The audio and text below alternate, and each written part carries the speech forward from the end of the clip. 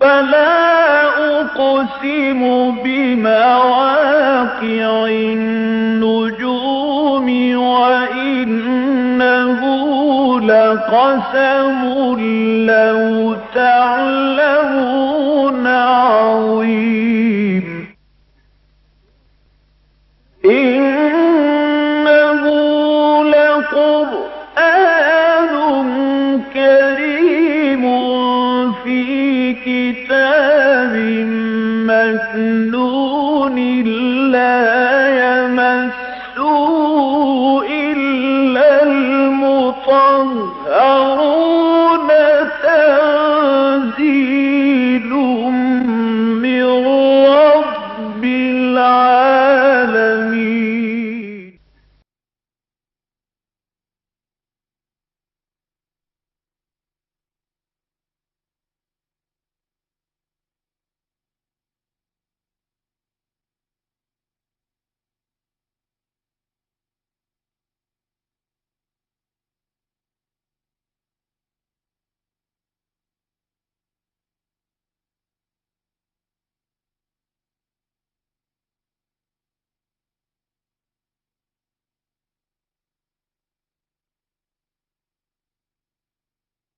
کہ آج سورہ نساء کے دو مقامات سے درس ہوگا،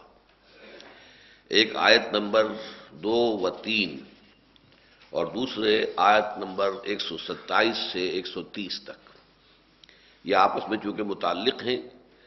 اور انہی آیات کی در حقیقت وضاحت کچھ ہے کہ جو ان آیات میں آئی ہے، لہذا ہم ان کو ایک ہی نشست میں پڑھ لیں گے انشاءاللہ۔ اعوذ باللہ من الشیطان الرجیم، بسم اللہ الرحمن الرحیم۔ وآتوا اليتامى أموالهم ولا تتبدلوا الخبيث بالطيب ولا تأكلوا أموالهم إلى أموالكم إنه كان حوبا كبيرا وإن خفتم ألا تقسطوا في اليتامى فانكحوا ما طاب لكم من النساء مثنى وثلاث ورباع فإن خفتم ألا تعدلوا فواحدة أو ما ملكت أيمانكم ذلك أدنى ألا تعولوا۔ وقال عز وجل كما ورد في نفس السورة ويستفتونك في النساء قل الله يفتيكم فيهن وما يتلى عليكم في الكتاب في يتامى النساء اللاتي لا تؤتونهن ما كتب لهن وترغبون أن تنكحوهن والمستضعفين من الولدان وأن تقوموا لليتامى بالقسط وما تفعلوا من خير فإن الله كان به عليما وإن امرأة خافت من بعلها نشوزا أو إعراضا فلا جناح عليهما أن يصلحا بينهما صلحا والصلح خير وأحضرت الأنفس الشح وإن تحسنوا وتتقوا فإن الله كان بما تعملون خبيرا ولن تستطيعوا أن تعدلوا بين النساء ولو حرصتم فلا تميلوا كل الميل فتذروها كالمعلقة وإن تصلحوا وتتقوا فإن الله كان غفورا رحيما وإن يتفرقا يغني الله كلا من سعته وكان الله واسعا حكيما۔ صدق الله العظيم۔ رب اشرح لي صدري ويسر لي أمري واحلل عقدة من لساني يفقهوا قولي۔ اللهم ربنا الہمنا رشدنا واعذنا من شرور انفسنا، اللهم ارنا الحق حقا وارزقنا اتباعه وارنا الباطل باطلا وارزقنا اجتنابه، آمین یا رب العالمین۔ سورہ نساء کی جو پہلی آیت ہے جس کا مطالعہ ہم گزشتہ نشست میں کر چکے ہیں، وہ یاد ہوگا کہ بہت ہی اہم، بہت گمبھیر، بہت جامع آیت ہے، لیکن اس میں خاص طور پر جو آج بھی دوبارہ ذہن میں تازہ کر لینا چاہیے، جو اہم نقطہ ہے وہ یہ ہے کہ اس میں 2 مرتبہ اللہ تعالیٰ کا تقوی اختیار کرنے کی تاکید کی گئی ہے۔ یا ایھا الناس اتقوا ربکم الذی خلقکم من نفس واحدۃ وخلق منها زوجها وبث منهما رجالا کثیرا ونساء واتقوا اللہ الذی تساءلون به والارحام ان اللہ کان علیکم رقیبا۔ اللہ کا تقوی، اللہ کی باز پرس کا خوف، اللہ کے ناراض ہونے کا اندیشہ، یہ چیزیں اگر انسان کے ذہن میں ہیں، قلب میں ہیں، اور یہ چیز مستحضر رہے تو پھر انسان کا کردار درست رہے گا، عمل صحیح رہے گا۔ اب جیسا کہ ہم نے عرض کیا تھا ابتدا میں، اس سورہ مبارکہ میں انسانی اجتماعیت کی جو اولین سطح ہے،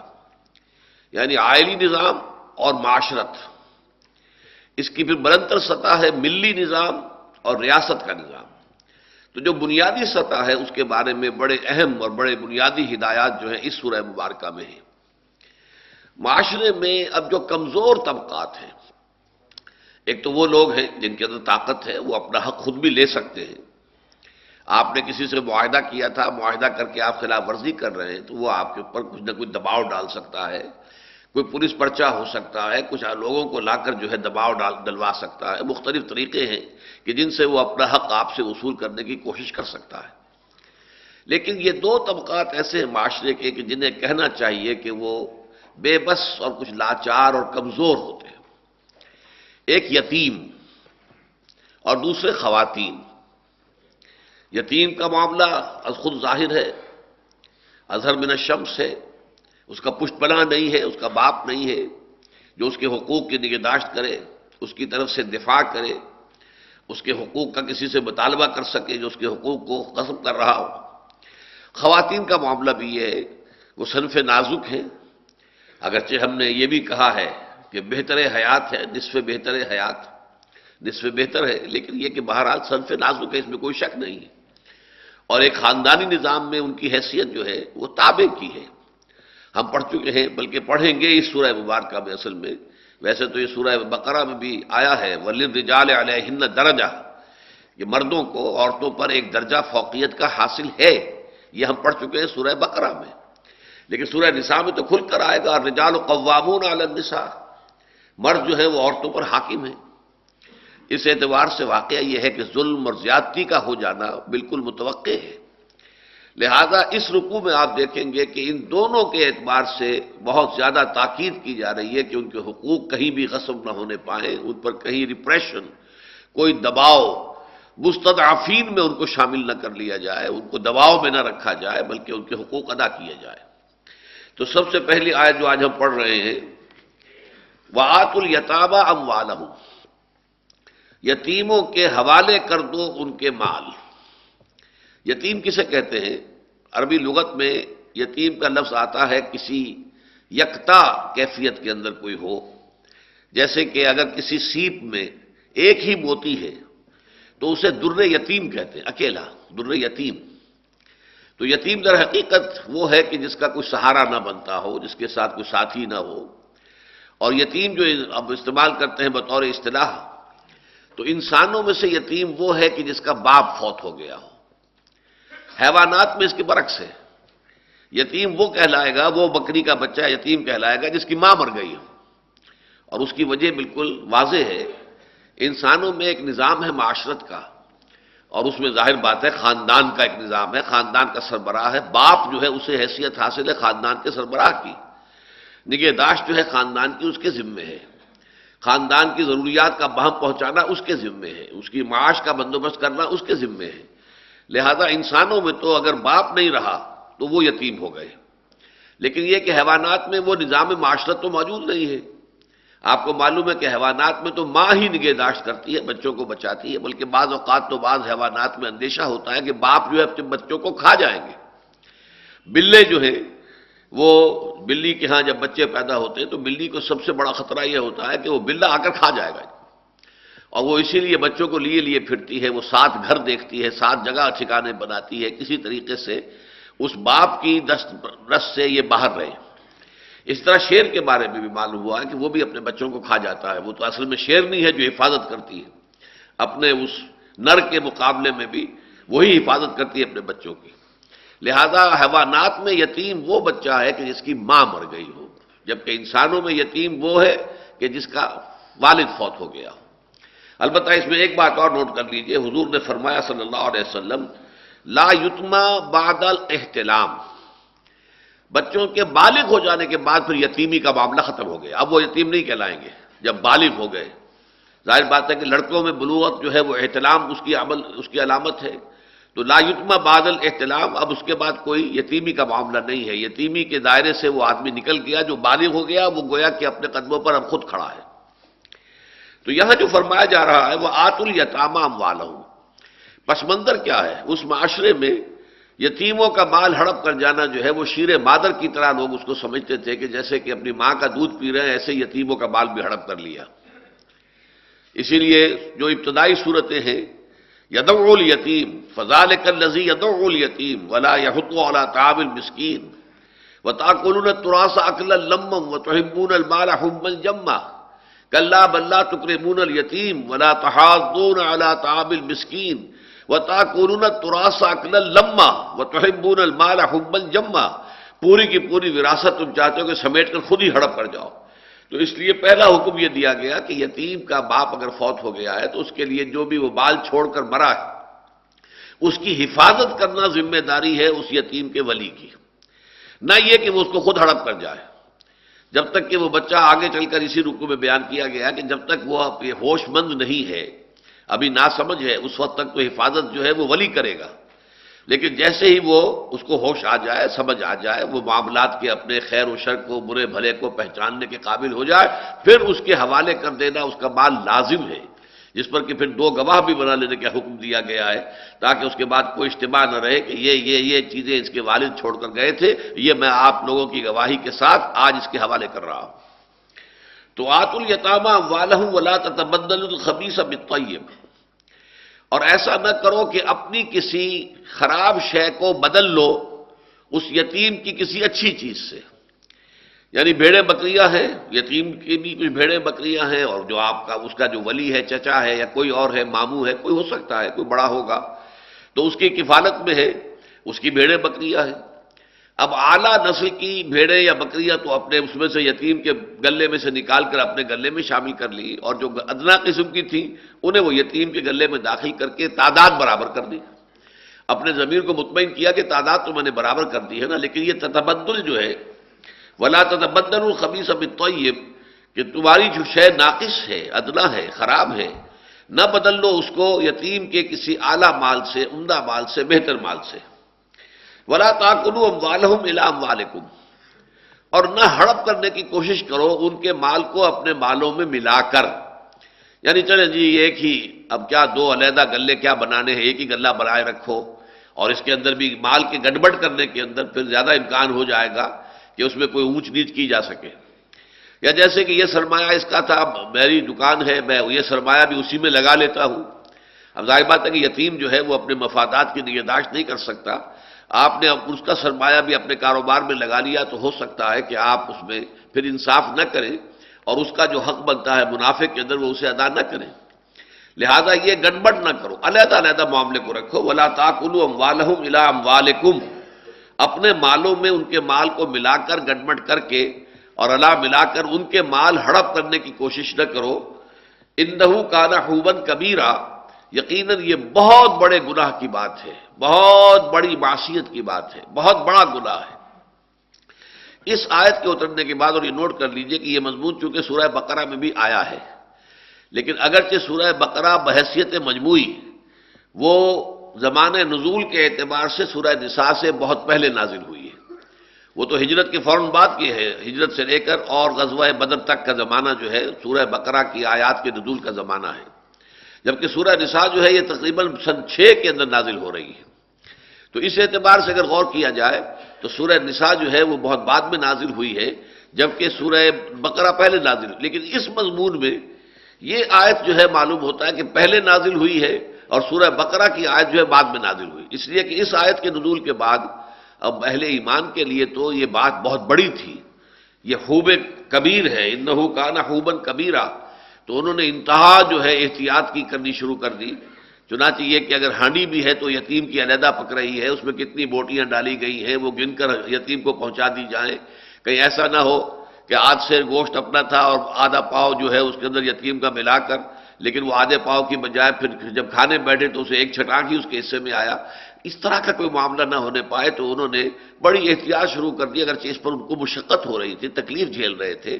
کہاں یہ کہ ایک ہانڈی پکے، کہاں 2 ہانڈیاں علیحدہ علیحدہ پکے، ان کا حساب کتاب پورا رکھا جائے، لیکن یہ کہ اس پر عمل کیا صحابہ کرام نے اسی شدت کے ساتھ، لیکن پھر اس کے بعد کچھ سوالات پیدا ہوئے تو اس کا جواب دیا گیا۔ وہ آپ کو یاد ہوگا سورہ بقرہ کی آیت نمبر 220 میں آپ کو سنا رہا ہوں، وَيَسْأَلُونَكَ عَنِ الْيَتَامَى، یہ سورہ بقرہ کی آیت ہے جو ہم پڑھ چکے ہیں، اور اے نبی یہ آپ سے یتیموں کے بارے میں سوال کر رہے ہیں۔ قُلْ إِصْلَاحٌ لَهُمْ خَيْرٌ، کہہ دیجئے کہ ان کے لیے اصلاح کرنا، ان کے حالات کی بہتری چاہنا، یہ ہے اصل خیر، اصل جو بھلائی مطلوب ہے۔ یعنی ایک ہے قانون کی روح اور اس کا مطلوب و مقصود۔ تو یہ جو کہا جا رہا ہے کہ ان کے مال اپنے مال میں رلا ملا کر جو ہے انہیں ہڑپ کرنے کی کوشش نہ کرو، تو اس میں اصل میں جس شے سے روکنا مقصود ہے وہ یہ ہے کہ ان کے مال کو ہڑپ کرنا تمہارے پیش نظر نہ ہو، ورنہ فی نفس ہی یہ بات جو ہے جو تم پر گراں گزر رہی ہے، شاق گزر رہی ہے، تمہیں مشقت کرنی پڑ رہی ہے، یہ فی نفس ہی مطلوب نہیں ہے۔ لہذا فرمایا کہ اصل میں تو ہے اصلاح، قل اصلاح لہم خیر وَإِن تُخَالِطُوهُمْ فَإِخْوَانُكُمْ، اگر تم ان کے مال کو بھی اپنے مال میں رلا ملا لو، مخالطت کر لو، اس میں آپس میں ملا لو مال کو، تو کوئی حرج نہیں ہے، وہ بھی تمہارے بھائی ہیں۔ واللہ یعلم المفسد من المصلح، اور اللہ خوب جانتا ہے کون مفسد ہے کون مصلح ہے۔ اللہ تعالیٰ تو نیتوں کا جاننے والا ہے، کون واقعتاً یتیموں کی اصلاح حال کے لیے، ان کی بہتری کے لیے، ان کی بہبود کے لیے، ان کی خیر خواہی کے لیے یہ کام کر رہا ہے، اور کس کی نیت یہ ہے کہ ان کے مال کو اپنے مال میں ملا کے ہڑپ کر جائے، تو یہ چیز اللہ تعالیٰ کی نگاہوں سے مخفی نہیں ہے۔ واللہ یعلم المفسد من المصلح ولو شاء اللہ لعنتکم، اللہ چاہتا تو تمہیں اسی مشقت میں پڑے رہنے دیتا، اسی تکلیف میں ڈالے رکھتا کہ علیحدہ رکھو، ہر شے علیحدہ رکھو، ہر چیز کا علیحدہ حساب رکھو۔ اللہ تعالیٰ یہ حکم دے سکتا تھا، لیکن ان اللہ عزیز الحکیم، اللہ تعالیٰ عزیز ہے، زبردست ہے، وہ جو چاہے حکم دے سکتا ہے، اس کے حکم دینے کے اختیار پر کوئی تحدید اور کوئی لمیٹیشن نہیں ہے، لیکن وہ حکیم بھی ہے، کمال حکمت والا ہے، وہ حکمت کے ساتھ اپنے احکامات کے اندر کچھ رد و بدل کرتا رہتا ہے۔ چنانچہ پہلی بات جو آئی تھی وہ اس لیے آئی تھی کہ تمہیں اندازہ ہو جائے کہ یہ چیز جو ہے غیر شعوری طور پر بھی ہو سکتی ہے، تو مال جو ہے ان کے آپس میں گڑبڑ کر کے ہو سکتا ہے، غیر شعوری طور پر تمہارا ارادہ نہ بھی ہو، سوچا نہ بھی ہو، کوئی پختہ عزم نہ ہو، لیکن پھر بھی غیر شعوری طور پر ہو سکتا ہے کہ ایسا کر گزرو۔ لیکن اگر تم اپنی نیت کی پاسداری کرو گے اور اس کی حفاظت کرو گے اور اس کے اوپر خود نگرانی کرو گے، اسے خود سینسر کرتے رہو گے، ایک تو یہ کہ اللہ تعالیٰ سینسر کرے تمہاری نیت کو، ایک یہ کہ تم خود سینسر کرو اپنی نیت کو، میری نیت میں کوئی خلل تو نہیں آ رہا ہے، میری نیت میں کوئی خرابی تو پیدا نہیں ہو رہی ہے، تو اگر تم اپنی نیت کو درست رکھ سکو تو اللہ تعالیٰ تمہیں مشقت دے کر خوش نہیں ہوتا، بلکہ یہ کہ تم ان کے مال اپنے مالوں میں ملا کر، کاروبار ہے یا کوئی اور ہے، بھیڑیں بکریاں ہیں، جس طرح سے بھی ہیں، ان کا ایک اجتماعی جو ہے وہ بندوبست کر سکتے ہو۔ اگر اللہ چاہتا تو تمہیں مشکل کے اندر ڈالے رکھتا، لیکن نہیں، اللہ عزیز ہے لیکن حکیم بھی ہے۔ اب اس کے بعد آ رہی ہے وہ آیت جس کا کہ آج کے خاص طور پر درس کا جو ہے اہم موضوع ہے، وَإِنْ خِفْتُمْ أَلَّا تُقْسِطُوا فِي الْيَتَامَى فَانكِحُوا مَا طَابَ لَكُم مِّنَ النِّسَاءِ مَثْنَىٰ وَثُلَاثَ وَرُبَاعَ فَإِنْ خِفْتُمْ أَلَّا تَعْدِلُوا فَوَاحِدَةً أَوْ مَا مَلَكَتْ أَيْمَانُكُمْ ذَلِكَ أَدْنَىٰ أَلَّا تَعُولُوا، اور اگر تمہیں اندیشہ ہو یتیموں کے بارے میں کہ تم انصاف نہ کر سکو گے تو نکاح کر لیا کرو جو بھی تمہیں راست آئیں یا جو تمہارے لیے جائز ہو عورتوں میں سے، وہ دو دو بھی کر سکتے ہو اور تین تین بھی اور چار چار بھی۔ فَإِنْ خِفْتُمْ، پھر اگر تمہیں اندیشہ ہو کہ اللہ تعالیٰ کہ تم عدل نہیں کر سکو گے، انصاف نہیں کر سکو گے، دو بیویاں ہیں لیکن ان کے حقوق کی ادائیگی کے اندر انصاف اور عدل کو اور قسط کو ملحوظ نہیں رکھ سکو گے، فَوَاحِدَةً، تو پھر ایک ہی پر اکتفا کرو، او ما ملکت ایمانکم، ہاں اس کے علاوہ ہو سکتا ہے ملک یمین ہے، کوئی لونڈی ہے جو شرعی اعتبار سے اور اسلامی قانون کے عین مطابق تمہاری لونڈی ہے، تمہاری ملکیت ہے۔ ذالک ادنیٰ اللہ تعولوا، یہ بہت قریب ہے اس سے کہ تم کہیں بہت زیادہ جھک نہ جاؤ، ایک ہی طرف جو ہے تمہارا میلان نہ ہو جائے۔ یہ آیت اس اعتبار سے ذرا مشکلات القرآن میں سے ہے کہ اس کا ایک مفہوم تو جو فوری طور پر سامنے آتا ہے، اور خاص طور پر جو موجودہ حالات ہیں، ماحول ہے، پس منظر ہے۔ ایک زمانہ تو وہ تھا کہ جہاں پر ایک شخص کی ایک شادی ہونا جو ہے وہ ایک عجوبہ سمجھی جاتی تھی، عام طور پر تعدد ازدواج جو ہے وہ گویا کہ رول تھا، تمام ممالک میں، تمام تہذیبوں میں، تمام دنیا میں یہ معاملہ تھا۔ خاص طور پر جن لوگوں کی کوئی حیثیت ہوتی تھی، کوئی قبیلے کا سردار ہے، کوئی چھوٹا موٹا جو ہے کسی گھرانے کا سربراہ ہے، تو اس کے لیے تو سوال ہی پیدا نہیں ہوتا تھا کہ ایک بیوی ہو، اس کے لیے متعدد بیویاں ہوتی تھیں۔ حضرت داؤد کے بارے میں جو آتا ہے، حضرت سلیمان کے بارے میں جو آتا ہے، یہ چیزیں تو روایات سے ثابت ہیں۔ باقی یہ کہ دنیا میں اور جگہوں پر بھی یہ پورا کا پورا رواج تھا۔ خود کرشن جی کے بارے میں جو آتا ہے کہ کئی سو ان کی دیویاں تھیں، ان کی بیویاں تھیں، کئی سو تھیں۔ اس اعتبار سے یہ تمام تہذیبوں کے اندر قدر مشترک رہی ہے۔ لیکن یہ ہے کہ آج کی تہذیب جو ہے، مغربی تہذیب جس کے ہم زیر اثر ہیں، اس میں جو وہ فیمنزم کی تحریک چلی اور عورتوں کے حقوق کا خاص طور پر جو ہے دنیا میں بہت چرچا ہوا، تو پھر یہ کہ پولی گیمی کے خلاف بالعموم ایک رائے بن گئی کہ نہیں، بس ایک شادی ہونی چاہیے، ایک مرد ایک عورت، شادی یہی ہوگی، اس کے علاوہ جو ہے نکاح کی اجازت نہیں ہونی چاہیے۔ تو چونکہ اس وقت کا پس منظر یہ ہے، تو جو لوگ جدید حالات کے پیش نظر کچھ دین کے اندر بھی چاہتے ہیں کہ ہم دین کو پیلیٹیبل بنا دیں جدید لوگوں کے لیے، جدید ذہنیت رکھنے والے لوگ بھی دین کو قبول کر سکیں، جنہوں نے کوشش کی ہے کہ دین کو جدید ایک فکر کے مطابق یا اس کے سانچے میں ڈھالنے کی کوشش کریں، تو ان کے سامنے اس کا جو مفہوم فوری طور پر آتا ہے، ویسے عام طور پر بھی کوئی شخص اگر پڑھے گا، چونکہ ہم میں سے بھی کوئی بھی، ظاہر بات ہے کہ جو موجودہ ظروف و احوال ہیں اور جو ہمارے آج کل کے حالات ہیں اور جو لوگوں کے عام اذہان ہیں، جو خیالات ہیں، جو نظریات ہیں، تو ہم بھی ان سے کلیتاً جو ہے وہ محفوظ نہیں ہیں، وہ ہمارے ذہنوں پر بھی سب کانشیس مائنڈ میں ان کا اثر ہوتا ہے۔ لہذا یہ مفہوم سامنے یہ آتا ہے کہ ان خفتم اللہ تقسطوا فی الیتامی،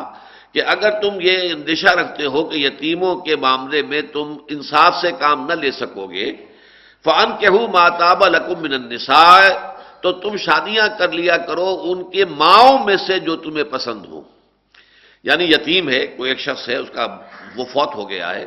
اس کا بھائی ہے، چاہے وہ خود شادی شدہ موجود ہے، اس کے پاس بیوی موجود ہے، لیکن وہ یہ سوچ کر کہ میرے بھائی کے یہ بچے ہیں، رل جائیں گے، یہ اگر ماں سے، یا تو یہ کہ ظاہر بات ہے کہ ماں کوئی اور شادی کرے گی تو وہ اس کا جو نیا شوہر ہوگا، وہ یہ جو ربیب کہلاتے ہیں کہ جو کسی عورت کے ساتھ بچے آ رہے ہوں تو وہ وہاں پر اس کو حقیقی اولاد کا مقام تو حاصل نہیں ہوتا۔ لہذا یہ اس کے اندر مصلحت ہے کہ میں شادی کر لوں، اور میں شادی جو ہے اس اپنی بیوہ بھابھی کے ساتھ شادی کر لوں، تاکہ اس طور سے یہ ہے کہ بچے گھر کے گھر میں رہ جائیں۔ اسی طرح اگر کوئی وراثت کا معاملہ ہے تو وہ بھی کوئی جھگڑے میں نہ پڑے، بلکہ یہ کہ خاندان کا نظام جو ہے وہ برقرار رہے۔ آج کل تو یہ چیزیں تقریباً ناقابل قیاس ہیں، تقریباً ناقابل تصور ہیں، لیکن قبائلی زندگی میں تو بالعموم ایسا ہوتا ہے، اور ایسا ہونا جو ہے بالکل قرین قیاس بھی ہے، بلکہ عین فطرت کے مطابق ہے۔ لیکن یہ کہ یہ مفہوم جو سامنے آتا ہے، وَإِنْ خِفْتُمْ أَلَّا تُقْسِطُوا فِي الْيَتَامَىٰ فَانكِحُوا مَا طَابَ لَكُم مِّنَ النِّسَاءِ مَثْنَىٰ وَثُلَاثَ وَرُبَاعَ، اگر تمہیں اندیشہ ہو کہ تم یتیموں کے بارے میں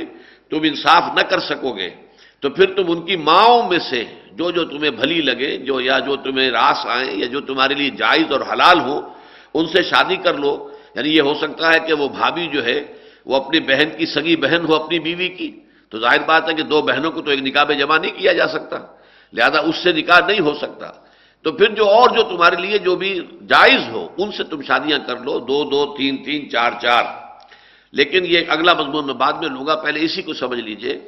یہ مفہوم ہے جو آج کل عام ہمارے جدید ذہن کے لوگ اس آیت کا لیتے ہیں۔ اس میں بھی ایک بات نوٹ کیجئے کہ یتیم کے لفظ کو تو عام رکھا گیا ہے، لیکن النساء جو ہے وہاں پر کہیں لکھا ہوا نہیں ہے کہ یہ یتیموں کی مائیں ہوں، لیکن نساء جو ہے عام ہونے کے باوجود اس کا خاص معنی کیے گئے یتیموں کی ماؤں سے شادیاں کر لیا کرو۔ اس میں ایک قباحت تو یہ سامنے آتی ہے کہ چونکہ قرآن مجید میں کسی اور مقام پر ایک سے زائد شادیوں کا ذکر موجود نہیں ہے، لہذا گویا کہ اگر اجازت ہے اسلام میں ایک سے زائد شادیوں کی تو وہ صرف اس شکل میں ہے کہ یتیموں کی ماؤں سے شادیاں کی جائیں۔ یہ ایک مغالطہ پیدا ہوتا ہے کہ جو بالفعل غلط ہے، بالبداہت غلط ہے، حضور کے طرز عمل سے، صحابہ کے طرز عمل سے، اجماع امت کے طرز عمل سے بالکل غلط ہے، خلاف ہے۔ تو ایک تو یہ کہ اس کی دلیل بن سکتی ہے اگر یہاں پر امہات الیتامى مراد لیا جائیں، النساء کی بجائے، عام خواتین کے بجائے یتیموں کی والدائیں جو ہیں وہ اگر قرار دیا جائے، تو اس کا مطلب یہ ہے کہ اس آیت کی روح سے پھر نکاح جو ہے ایک سے زائد وہ صرف اس شکل میں جائز ہوگا کہ یتیموں کی ماؤں سے شادی کی جائے۔ ایک تو یہ جو ہے اجماع امت کے خلاف ہے۔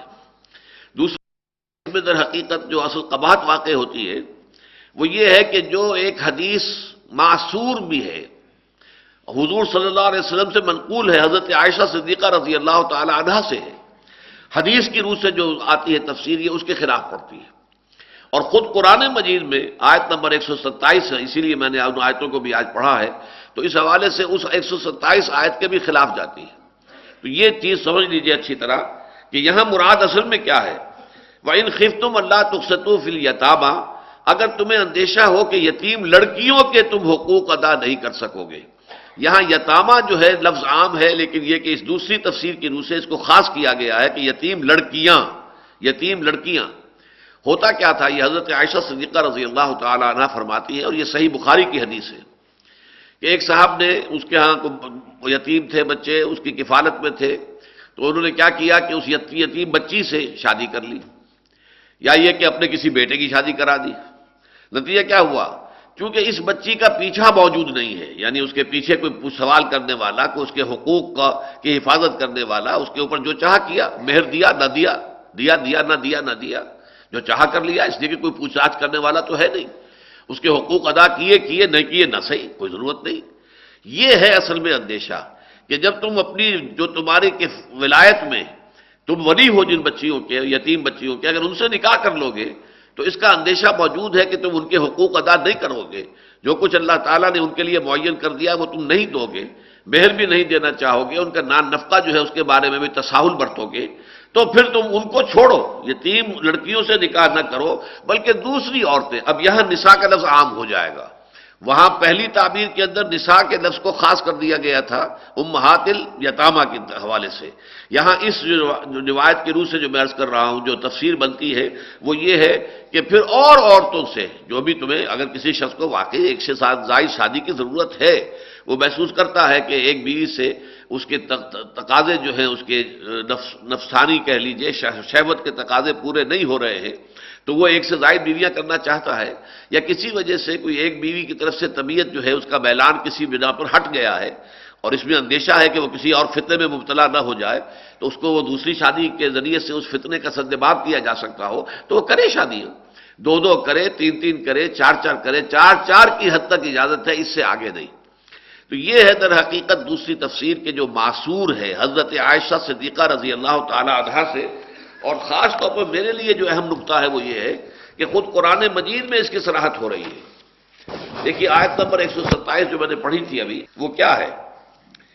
خواتین کے مسئلے میں چونکہ کچھ اشتباہ رہ گئے، لوگوں کو بات واضح نہیں ہو پائی، شاید اسی وجہ سے کہ یہاں پر یتیم کا لفظ آیا ہے یتامہ، لیکن کیا اس سے مراد یتیم لڑکیاں ہیں، جبکہ یتیم لفظ کے اندر تو لڑکا لڑکی دونوں شامل ہیں۔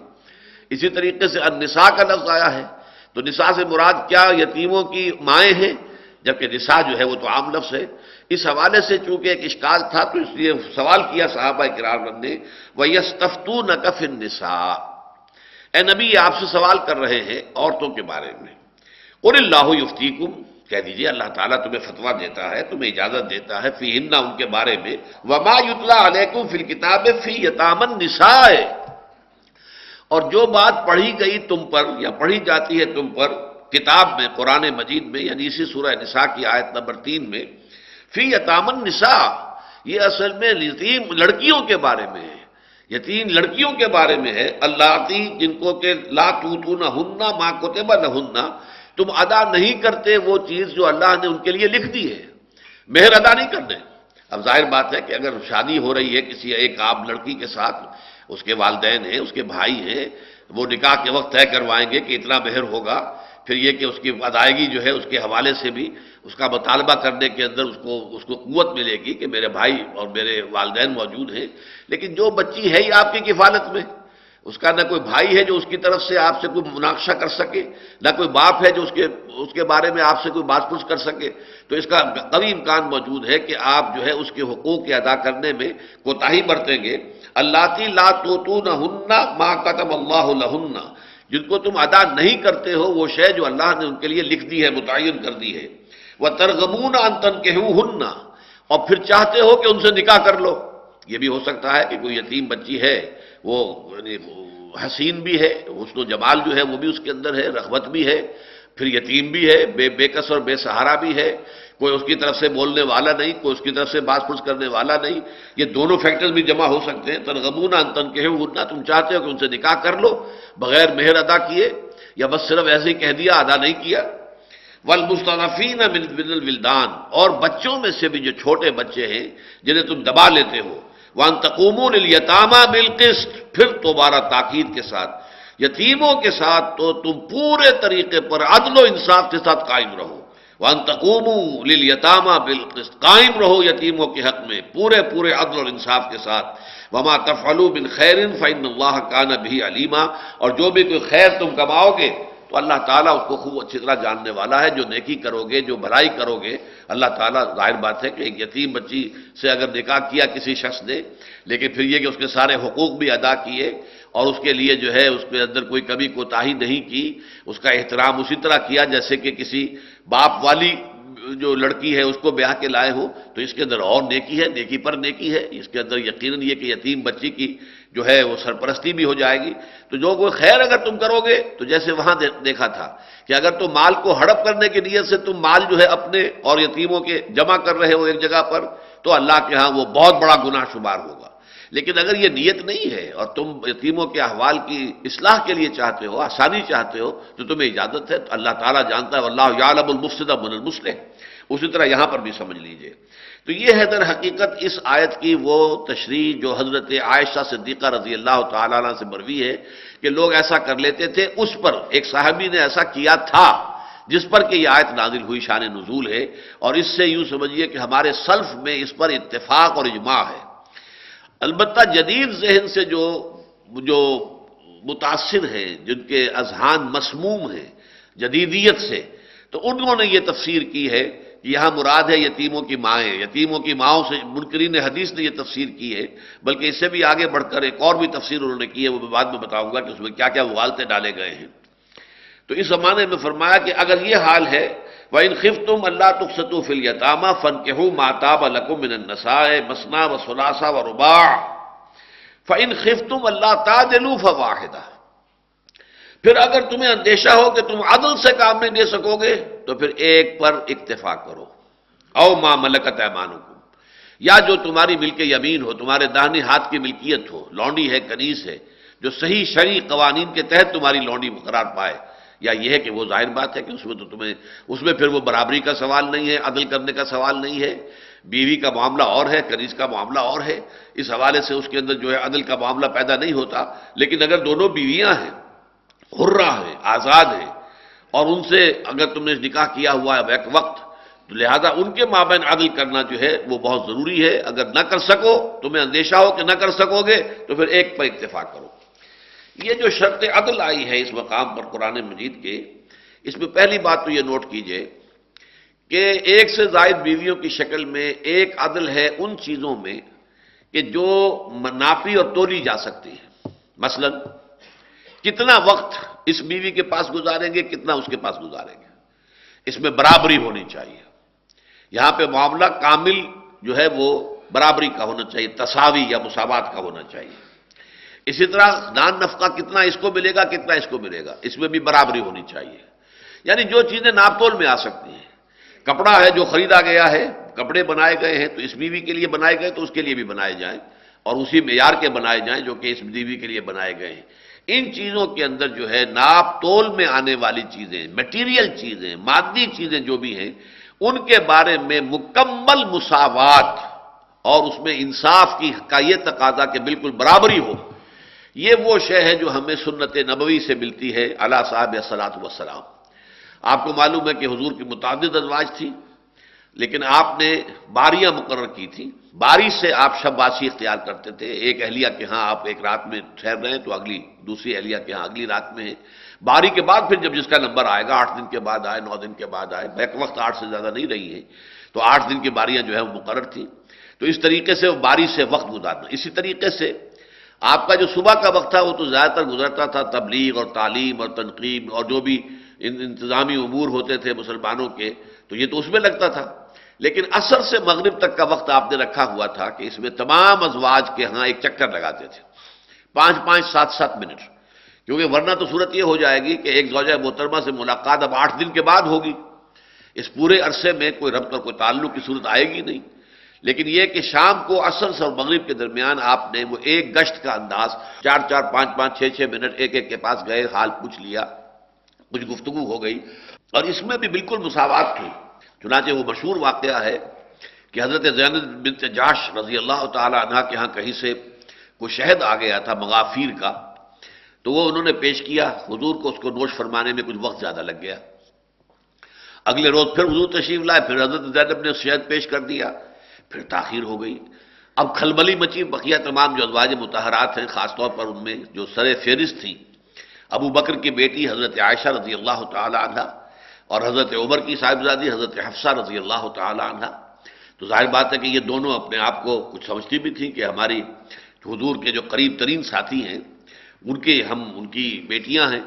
تو ان کے اندر خاص طور پہ وہ جو ہے وہ ایک تشویش اور چیبے گوئی شروع ہوئی۔ یہ سورہ تحریم کے اندر یہ پورا واقعہ آیا ہے کہ جب حضور سے اس طرح کی بات کی گئی تو حضور نے پھر قسم کھا لی کہ میں وہاں پہ شہد کھا لیا کرتا تھا، جس کی وجہ سے کچھ دیر لگ جائے گی مجھے، اب اللہ کی قسم کھاتا ہوں کہ میں وہ شہد نہیں کھاؤں گا۔ جس پر کہ قرآن مجید میں آیت نازل ہوئی ہے جو سورہ تحریم کی پہلی آیت ہے، یا ایھا النبی لما تحرم ما احل اللہ لک تبتغی مرضات ازواجک،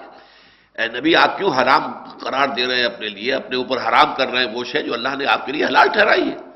صرف اپنی بیویوں کی رضا جوئی میں، ان کی دل جوئی کی وجہ سے آپ یہ کر رہے ہیں۔ تو بہرحال حضور کا میں نے آپ سے عرض کیا کہ آپ کا معاملہ یہ تھا کہ آپ ان تمام چیزوں کے اندر جو ہے بالکل کامل مساوات اختیار کرتے تھے۔ چنانچہ اس میں حضور کے یہ الفاظ بھی آتے ہیں، اللہ سے مخاطب ہو کر آپ عرض کرتے تھے اللہم ھذا قسمی فی ما املکو، اے اللہ یہ تو میری تقسیم ہے ان چیزوں کے بارے میں جس میں مجھے اختیار ہے، نان نفقہ سب کا برابر، کپڑے سب کے برابر، وقت ان کے ساتھ سب سے برابر، یہ تو ٹھیک ہے، یہ تو میرے اختیار میں ہے۔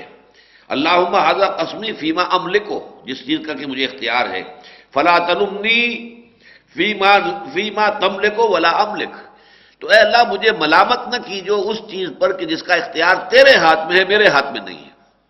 یعنی یہ قلبی میلان ہے، کسی زوجہ محترمہ کی طرف آپ کا رجحان زیادہ ہے، کسی کی طرف کم ہے،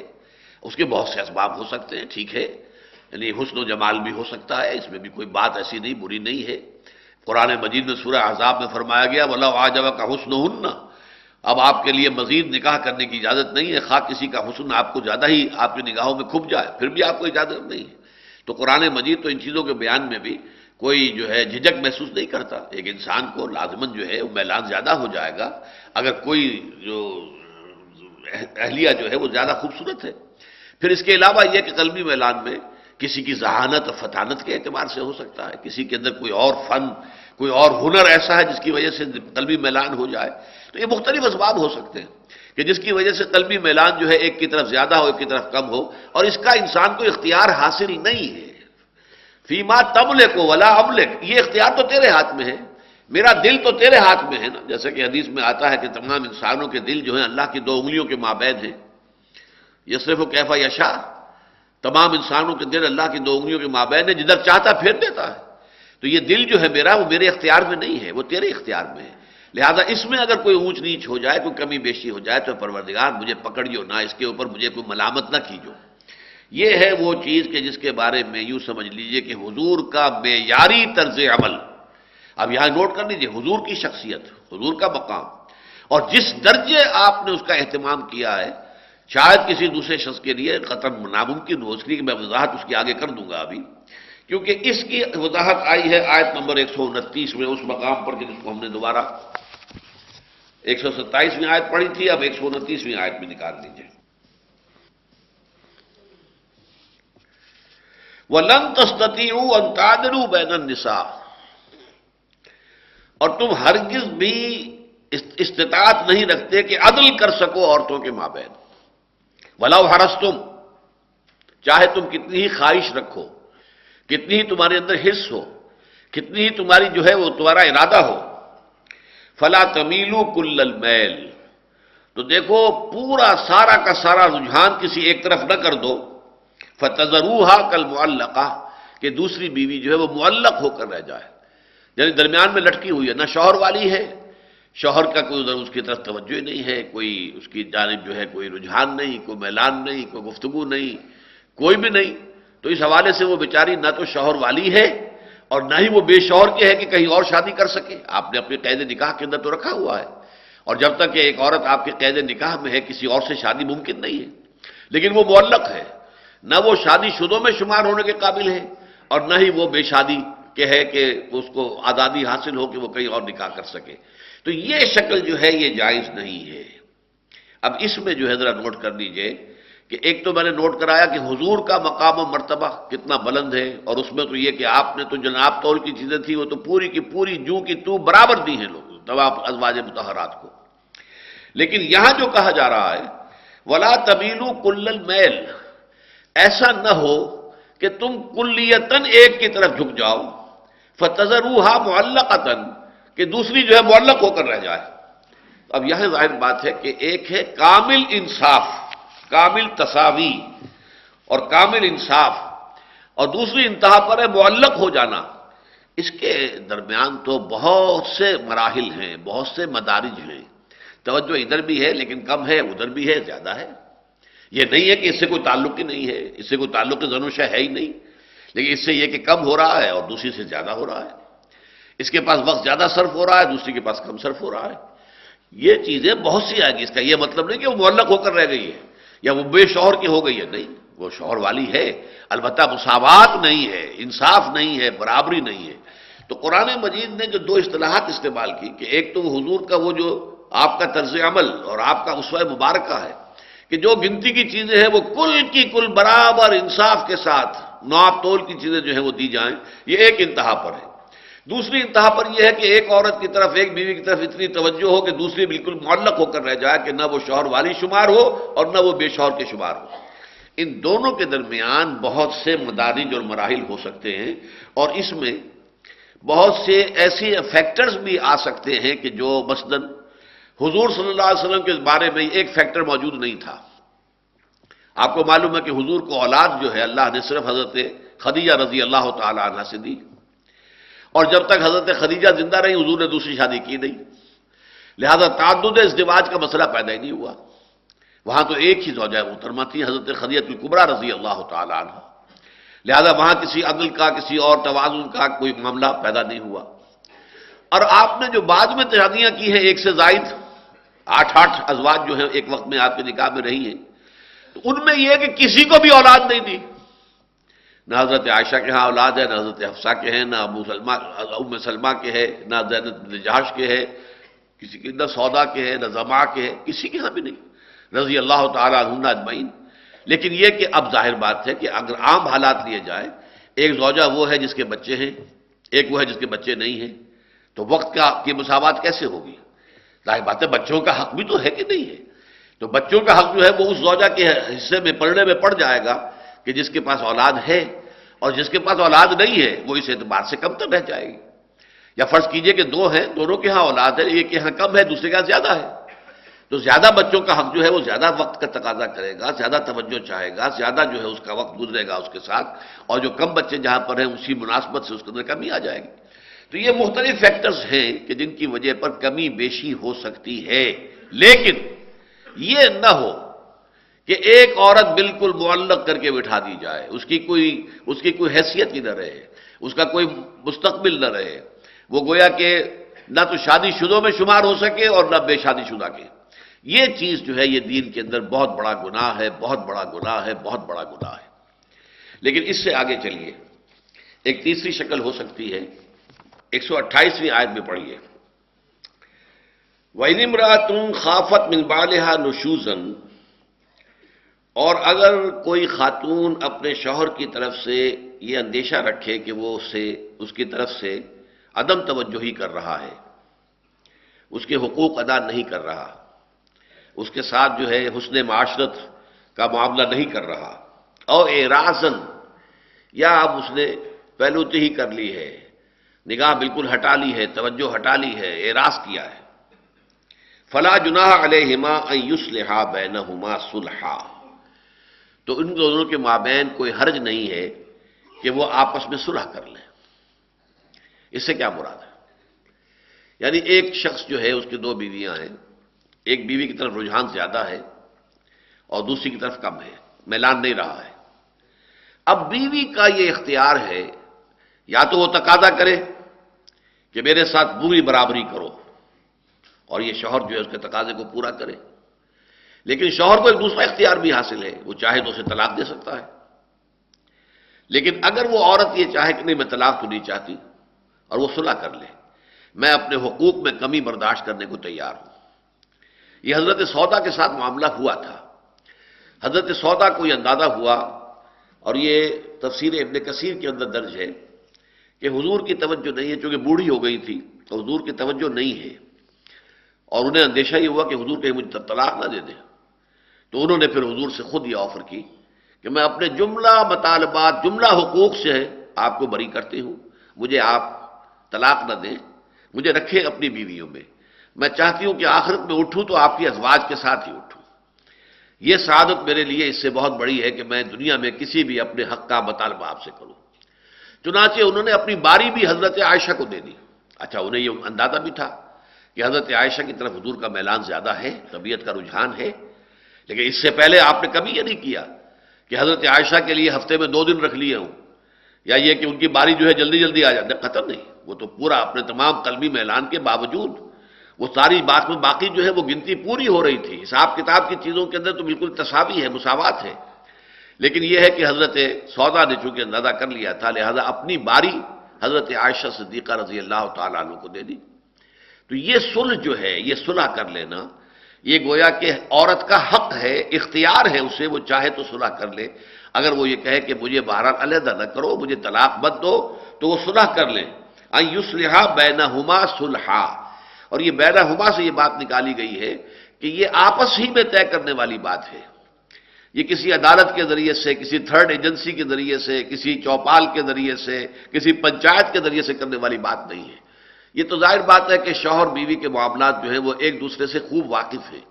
لہذا جتنا کچھ بھی اس کا میلان ہے، نہیں ہے، کتنا رہ گیا ہے، کیا اس کی قلبی کیفیت ہے، وہ بیوی خوب پہچانتی ہے۔ اب وہ اسے خود جو ہے اپنی جگہ پر وے کر لے، اس کو وزن دے لے کہ کیا میرے لیے بہتر ہے کہ میں اس سے خلا کر لوں، اس سے طلاق حاصل کر کے پھر کہیں اور شادی کروں، یا یہ ہے کہ میں بہرحال کمتر حقوق پر قناعت کر کے، اور وہ کمتر کا فیصلہ جو بھی ہوگا وہ ان کے آپس میں صلح سے ہو جائے گا۔ فلا جناح علیہما ان یصلحا بینہما صلحا والصلح خیر۔ اب اس میں تاکید بھی کر دی، صلح میں خیر ہے، بھلائی ہے۔ تعلق کا منقطع ہونا اللہ کو پسند نہیں ہے۔ تعلق جو ہے ضرور شوق کا جو ایک دفعہ قائم ہو گیا، نکاح ہو گیا، تو شریعت اسلامی یہ چاہتی ہے کہ یہ قائم رہے، برقرار رہے، مرتے دم تک کے لیے۔ لہذا یہ کہ کوئی کمی بیشی کر کے حقوق کے معاملے میں صلح کر لی جائے تو یہ بہتر ہے۔ والصلح خیر وَأُحْضِرَتِ الْأَنفُسُ الشُّحَّ، اور لوگوں کے دلوں کے اندر تو لالچ موجود ہے۔ ظاہر بات ہے کہ مرد جو ہے وہ چاہے گا کہ مجھے اس کا مہر ادا نہ کرنا پڑے، عورت چاہے گی کہ میں اپنا مہر جو ہے جلد سے جلد لے لوں، مختلف تقاضے ہوں گے ہر ایک کے، لیکن یہ ہے کہ ہر ایک جو ہے وہ اپنے معاملات کے اندر کمی کرنے کو تیار ہو۔ بیوی اپنا مہر چھوڑ دے، ٹھیک ہے میں آپ سے مہر کا تقاضا بھی نہیں کرتی، لیکن آپ مجھے طلاق نہ دیں، ہو سکتا ہے وہ اگر دوسری کے گھر میں رہنا چاہتی ہو۔ وَإِن تُحْسِنُوا وَتَتَّقُوا، لیکن اے مردوں اگر تم احسان کی روش اختیار کرو اور تقوی کی روش اختیار کرو، فَإِنَّ اللَّهَ كَانَ بِمَا تَعْمَلُونَ خَبِيرًا، تو اللہ تعالیٰ جو ہے جو کچھ تم کر رہے ہو اس سے باخبر ہے۔ اس کے بعد وہ آیت آئی جو ہم پڑھ چکے ہیں، وَلَن تَسْتَطِيعُوا أَن تَعْدِلُوا بَيْنَ النِّسَاءِ، یہ تمہارے امکان میں ہے ہی نہیں کہ تم اس طرح کا عدل کر سکو،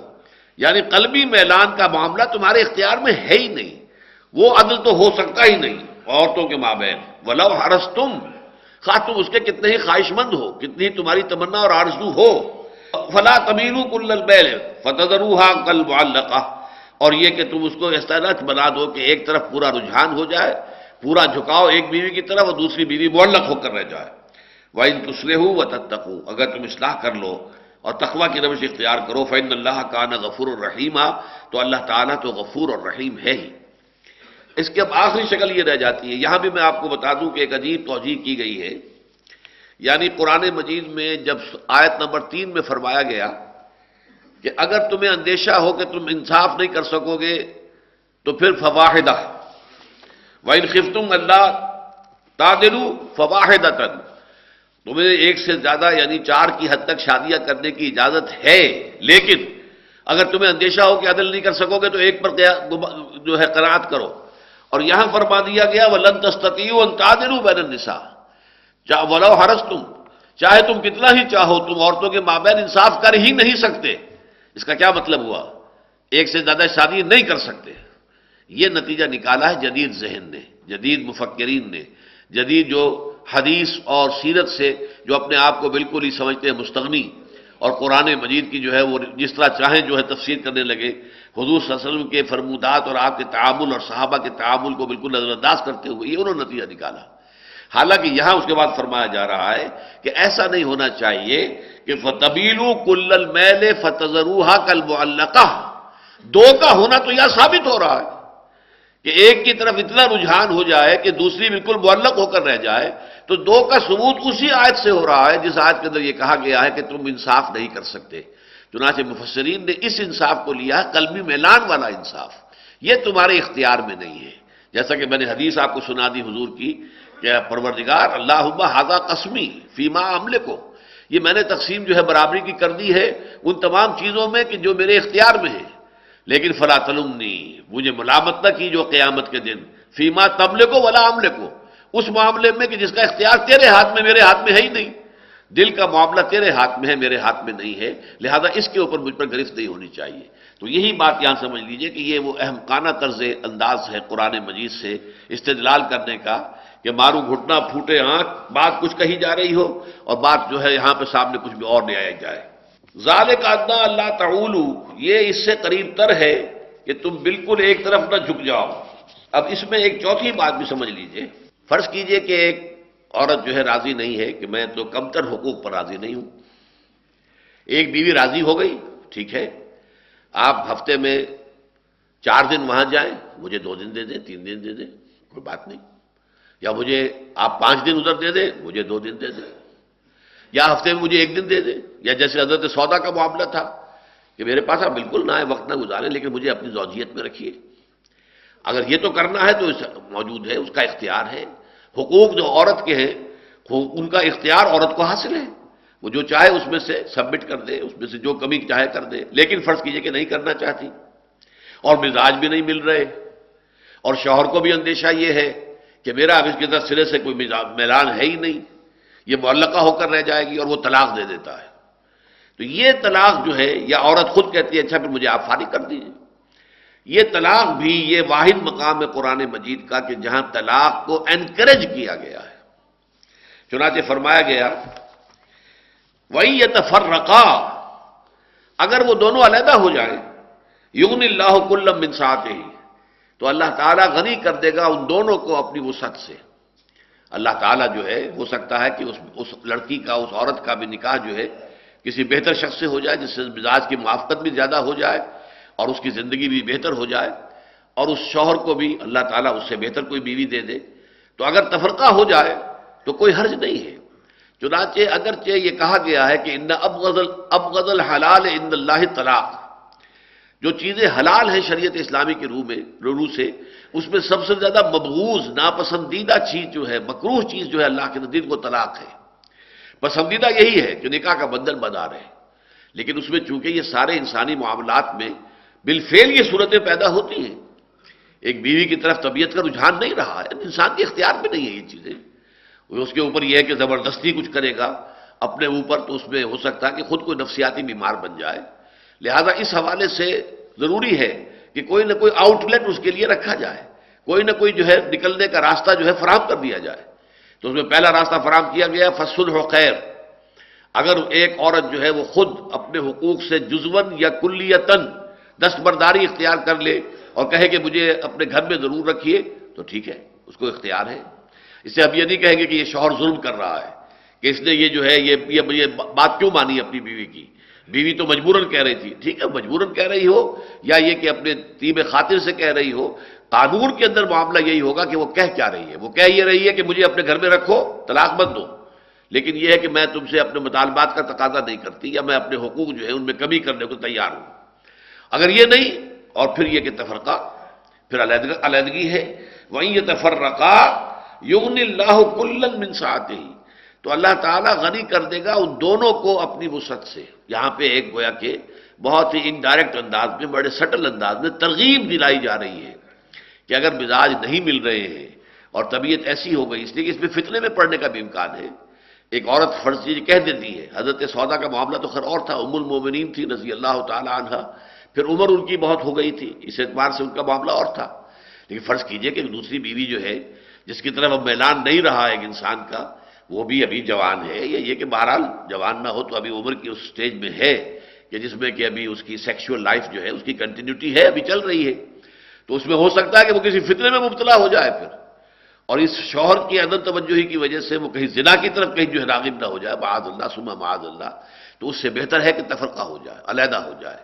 وہی یتفرقا، اگر وہ علیحدہ ہو جائیں، یغنی اللہ کل من سعتہ، تو اللہ تعالیٰ غنی کر دے گا ان سب کو اپنی وسعت سے.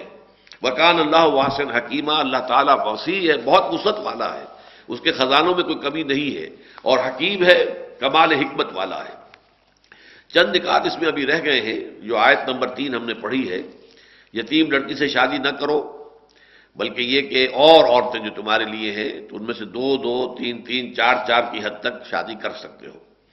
ایک مسئلہ اس میں یہ نکلا کہ تعدد ازدواج ثابت ہو گیا قرآن مجید میں نص قطعی کے ذریعے سے، لیکن ساتھ ہی تحدید ازدواج بھی ہو گئی. پہلے یہ تھا کہ تعدد تو چلا آ رہا تھا، اسلام سے پہلے لوگ زیادہ شادیاں کرتے تھے اور 100 شادیاں ہیں، لیکن یہ ہے کہ اسلام نے آ کر حد مقرر کر دی کہ اس سے زائد نہیں ہوگی، 4 سے زائد نہیں ہوگی. اب اس میں جو حکمتیں ہیں وہ ایک علیحدہ موضوع ہے. تعدد ازدواج کی کیا اہمیت ہے، کیا حکمتیں ہیں. دنیا میں عام طور پر جب تمدن کی طرف انسان آتا ہے تو اس میں عورتوں کی تعداد بڑھنی شروع ہو جاتی ہے، مردوں کی تعداد گھٹنی شروع ہو جاتی ہے. ویسے بھی قوم میں بحیثیت مجموعی مردانہ اوصاف کی کمی ہو جاتی ہے، اور زنانہ پن جو ہے خود مردوں کے اندر زنانہ پن آنا شروع ہو جاتا ہے. وہ جو علامہ اقبال نے کہا تھا کہ شیخ صاحب بھی تو پردے کے کوئی قائل نہیں، مفت میں کالج کے لڑکے ان سے بدزن ہو گئے. واعظ میں فرما دیا کل آپ نے یہ صاف صاف، پردہ آخر کس سے ہو، پردہ آخر کس سے ہو جب مرد ہی زن ہو گئے. تو مردوں کے اندر بھی زن موجود ہے. تو اس حوالے سے تمدن جب بڑھتا ہے تو ضرورت پیش آتی ہے کہ ایک سے زائد شادیوں کی اجازت ہونی چاہیے. جنگیں ہوتی تھیں یا اب بھی ہوتی ہیں، زیادہ کتنے مرد مارے جاتے ہیں. افغانستان میں کتنی عورتیں اس وقت بیوہ ہیں، آپ اندازہ کیجئے. یہ جو عرب وہاں پر ہمارے القاعدہ کے اراکین جو ہیں ان کے کتنے گھرانے ہیں، وہ جو مرد جو ہیں وہ شہید ہو گئے ہیں، اور ان کے گھرانے ہیں، ان کے بچے یتیم ہیں، ان کی عورتیں ہیں، ان کی بیوہ خواتین کی تعداد بڑی کثیر تعداد موجود ہے. اس میں یہ ہے کہ اگر تعدد ازدواج نہ ہو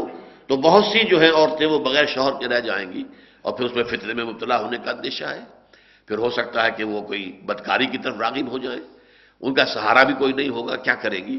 بسا اوقات پھر صرف اپنا پیٹ پالنے کے لیے بھی انسان جو ہے کوئی عورت پیشہ کرنے پر مجبور ہو جاتی ہے. اللہ تعالیٰ اس سے بچائے. تو تعدد ازدواج اپنی جگہ پر ایک بڑی حکیمانہ ہماری شریعت کی بات ہے، لیکن تحدید ازدواج بھی ہو گئی، 4 سے زائد نہیں. چنانچہ جب یہ آیتیں نازل ہوئی ہیں تو اس کے بعد حضور نے حکم دیا کہ جس کے نکاح میں بھی، ایک صاحب کے نکاح میں 10 بیویاں تھیں، حضور نے فرمایا 4 ان میں سے جو بھی تمہیں پسند ہو روک لو، 6 کو طلاق دے دو.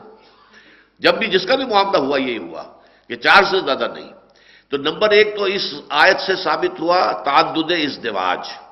کہ 1 سے زائد 2-2 3-3 4-4 کی حد تک بھی شادیاں کرنا شریعت میں جائز ہے. اور وہ تفسیر بالکل غلط ہے، گمراہ کن ہے، اسلاف سے ہٹ کر ہے، اور قرآن مجید کی گواہی سے ہٹ کر ہے. فی یتام النساء، وہ اصل میں یتیم لڑکیوں کا ذکر ہو رہا ہے وہاں پر. لہٰذا اس حوالے سے اس کو بالکل الٹے معنی پہنا لیے گئے ہیں آج کل. لیکن یہ کہ اس میں تعدد ازدواج میں شرط نہیں ہے کہ صرف یتیموں کی ماؤں ہی سے شادی کی جائے، عام جو بھی خواتین ہیں ان میں سے 2-2 3-3 4-4 کی حد تک شادی ہو سکتی ہے. ایک اور نقطہ اس سے نکلا ہے اسلامی شریعت کا کہ نابالغ لڑکی کی بھی شادی ہو سکتی ہے. اس لیے کہ یتیم میں آپ کو بتا چکا ہوں، یتیم کا اطلاق ہوتا ہے بالغ جب ہو جائے تو پھر یتیم کا اطلاق نہیں ہوگا.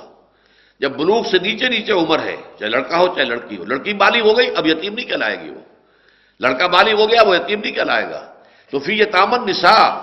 یتیم لڑکیاں جو ہیں ظاہر بات ہے وہ وہی ہیں کہ جو نابالغ ہیں، تو ان سے نکاح کی ممانعت نہیں ہے، بلکہ یہ ضمنی طور پر یہاں یہ مسئلہ بھی واضح ہو گیا کہ ان کے ساتھ نکاح ہو سکتا ہے، اور نکاح جو ہے یہ نابالغ لڑکی کا یہ جائز ہے. بہرحال اس کے درمیان میں جو میں نے آپ سے عرض کیا کہ بہت سے فیکٹرز ہو سکتے ہیں. ایک تو یہ کہ حضور کے اسوہ کاملہ تک پہنچنا کسی انسان کے بس میں ہے نہیں. حضور نے تو کیا ہے یہ، ہر شے ناپ تول والی جو ہے وہ برابر برابر برابر برابر دی ہے. دل کے میلان میں آپ نے فرمایا اے اللہ یہ تیرے اختیار میں، میرے اختیار میں نہیں. اور قرآن مجید نے بھی کہہ دیا کہ تم جتنا بھی چاہو کر ہی نہیں سکتے، تمہارے اختیار میں نہیں ہے. تمہارا قلبی میلان، تمہارا قلبی رجحان جو ہے یہ تمہارے اختیار میں نہیں ہے. لہذا وہ تو گویا کہ تساوی اور انصاف اور مساوات کے دائرے سے سرے سے خارج ہو گیا. اس کے علاوہ گنتی کی چیزوں میں بھی دوسرے فیکٹرز ہو سکتے ہیں جس کی وجہ سے کمی اور بیشی کی جا سکتی ہو. جیسا کہ میں نے عرض کیا کہ ایک صاحب اولاد ہے تو ظاہر بات ہے کہ اس کی طرف توجہ زیادہ ہوگی، وقت زیادہ لگے گا، اسے نان نفقہ زیادہ دیا جائے گا. ایک بغیر اولاد کے ہے، اسی اعتبار سے اس کے حقوق کم ہو جائیں گے. تو یہ مختلف فیکٹر جو حضور کے معاملے میں نہیں ہوئے یہ جمع فیکٹرز، اس لیے کہ حضور کے تو جب صاحب اولاد تھی آپ کی اہلیہ تو وہ اکیلی تھی، حضرت خدیجہ کبریٰ رضی اللہ تعالی عنہ وہ تنہا تھی. اس وقت تک تعدد ازدواج کا مسئلہ پیدا ہوا ہی نہیں تھا. اور جب تعدد ازدواج کا مسئلہ پیدا ہوا ہے تو حضور نے پھر کسی بھی زوجہ محترمہ سے آپ کو اولاد نہیں دی. اولاد آپ کے ہوئی بھی ہے، ولد ہوا ہے حضرت ابراہیم، وہ پیدا ہوئے ہیں کس سے؟ حضرت ماریہ قبطیہ سے. وہ کنیز تھی کہ جو مقوقس شاہ مصر نے ہدیتاً حضور کو ارسال کی تھی، ان سے ہوا ہے. حضرت ابراہیم کی ولادت ہوئی ہے، وہ بھی بچپن میں وہ بھی فوت ہو گئے. جیسے کہ طیب و طاہر جو تھے، قاسم اور طاہر، وہ دونوں فوت ہو گئے تھے بالکل بچپنے میں. اسی طریقے سے ابراہیم کا بھی انتقال ہو گیا. لہذا وہاں پر یہ مسئلہ سرے سے پیدا ہوا ہی نہیں. اور تمام خواتین کے لیے حضور نے ازواج مطہرات کے لیے جو بھی ناپ تول تھا اس کو پورا پورا برابر رکھا ہوا تھا. تو ہمارے لیے بھی آئیڈیل تو یہی ہوگا، ہر شوہر جو ہے وہ کوشش کرے زیادہ سے زیادہ کہ تساوی ہو. البتہ دوسرے فیکٹرز جو ہیں ان کو سامنے رکھ کر جو ہے اس کے اندر کمی بیشی ہو، اور عام طور پر نہ ہو، بغیر کسی عامل کے کوئی کمی بیشی ہونی نہیں چاہیے. لیکن اگر کوئی عامل ایسے موجود ہوں کہ جن کا منطقی تقاضا یہ ہو کہ کسی ایک طرف زیادہ ہو دوسری طرف کم ہو، تو یہ اصل میں لفظ عدل اور لفظ قسط جو ہے اس کا مفہوم میں نے کئی مرتبہ عرض کیا ہے کہ قرآن مجید میں لفظ انصاف کہیں نہیں آیا. انصاف کرو کہیں نہیں آیا. عدل اور قسط، اس لیے کہ برابر برابر نصف کر دینا یہ بہت کم ایسی کیفیات ہوتی ہیں دنیا میں کہ جہاں پہ اس پر اتفاق کیا جا سکے اور یہ چیز اپلیکیبل ہو. فرض کیجئے کوئی بوجھ اٹھانا ہے، اب ایک آدمی تکڑا جوان ہے، ایک یا تو بوڑھا ہے یا بچہ ہے، کیا آپ برابر بوجھ رکھیں گے ان کے سروں کے اوپر؟ ظاہر بات ہے نہیں.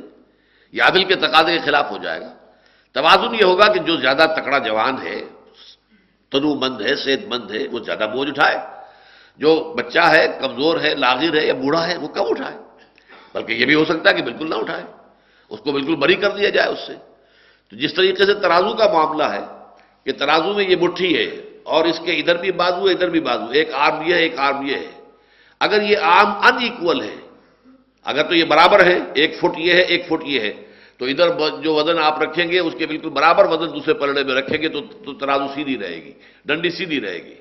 لیکن یہ کہ اگر ایک آرم چھوٹا ہے ایک بڑا ہے اور آپ نے برابر وزن رکھ دیا تو وہ تو ظاہر بات ہے کہ وہ جو بڑا بازو والا ہے حصہ وہ نیچے جھک جائے گا اور چھوٹے بازو والا اوپر اٹھ جائے گا. لہذا یہاں پہ ضروری ہوگا کہ بڑے بازو والے میں کم ڈالا جائے اور کم چھوٹے بازو والے میں زیادہ وزن ڈالا جائے، تب جا کر وہ بیلنس ہوگا.